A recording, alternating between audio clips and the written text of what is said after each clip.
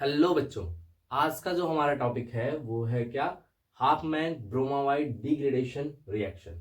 तो Hopman bromamide degradation reaction में होता क्या है, पहले ये आप समझ लो। एमाइड का कन्वर्जन होता है एमाइन में। एमाइड का कन्वर्जन होता है एमाइन में। RCONS2 एमाइड का कन्वर्जन होगा एमाइन में। और खास बात यह है, इसमें केवल 1 डिग्री का एमाइन बनता है। प्राइमरी एमाइन बनेगा, वो एलिफैटिक हो चाहे एरोमेटिक हो। इस हाफमैन ब्रोमाइड डिग्रेडेशन, डिग्रेड का मतलब होता है कम होना। मतलब ये जो होता है रिएक्शन, वो सॉर्टेनिंग मेथड होता है। कार्बन चेन को सॉर्ट करने का एक मेथड होता है, तो ये ध्यान देना, सॉर्टेनिंग मेथड है हाफमैन ब्रोमामाइड डिग्रेडेशन। इसी नाम, इसलिए इसका नाम ही पड़ा क्या? Degradation reaction. ठीक है भाई। इसका कन्वर्जन क्या होता है? एमाइड से एमाइन में जाते हैं, एमाइड से एमाइन में जाते हैं। 1 डिग्री का ही एमाइन बनेगा, 2 डिग्री और 3 डिग्री का एमाइन नहीं बनेगा। और ये एलिफैटिक और एरोमेटिक दोनों बनाएगा। मतलब इस मेथड से आप एनिलीन का फॉर्मेशन कर सकते हैं। तो aniline can be prepared by Hopman bromide degradation reaction.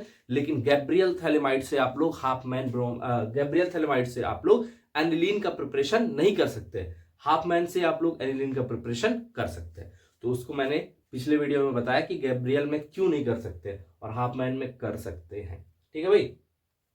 Reagent क्या लगता है इंपॉर्टेंट है यहाँ पे? Br2 और NaOH। मतलब रिएक्टेंट में आ गया एमाइड, प्रोडक्ट में आ गया एमाइन, और रिएजेंट में क्या लगाया? Br2 और NaOH।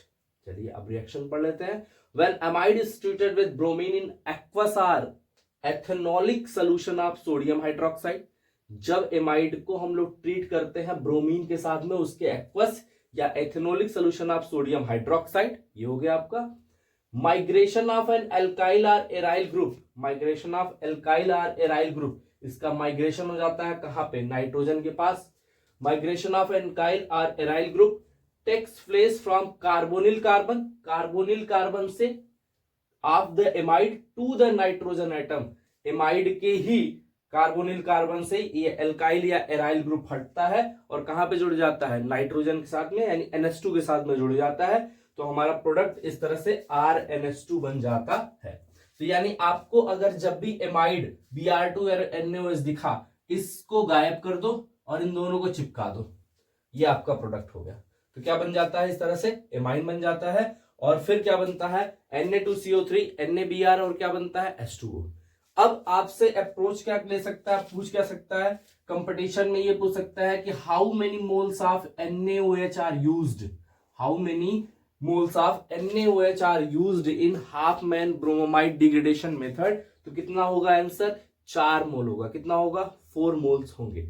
ये इतना इसमें हाफमैन में था। एक बार वापस से रिपीट कर दे रहा हूं, एमाइड का कन्वर्जन एमाइन में होता है, एमाइड का कन्वर्जन एमाइन में होता है in the presence of Br2NaOH। Br2NaOH, NaOH के कितने मोल की जरूरत है? 4 मोल की जरूरत है। तो होता क्या है कि ये जो एमाइड है, इसके ऑक्सीजन यानी कार्बोनिल ग्रुप को, CO को गायब करो, R को इसके साथ चिपका दो। शॉर्टेस्ट मेथड ये हो गया क्या? RNH2। क्या हो जाएगा? RNH2। और इसके कितने मोल यहाँ पे यूज हुए हैं? NaOH के 4 मोल यूज हुए हैं। जो इंपॉर्टेंट है वो ध्यान दीजिए। बाई प्रोडक्ट के साथ में क्या लिख लेगा? Na2CO3, NaBr और H2O। ठीक। सॉर्टेनिंग मेथड होता है ये कार्बन चेन को छोटा करने का। एमाइड का कन्वर्जन एमाइन में होगा, वो भी 1 डिग्री, 2 डिग्री और 3 डिग्री नहीं होगा। एलिफैटिक और एरोमेटिक ही बनाएगा, एलिफैटिक और एरोमेटिक दोनों ही बनाएगा। एनिलीन का प्रिपरेशन इस मेथड से हम लोग कर सकते हैं।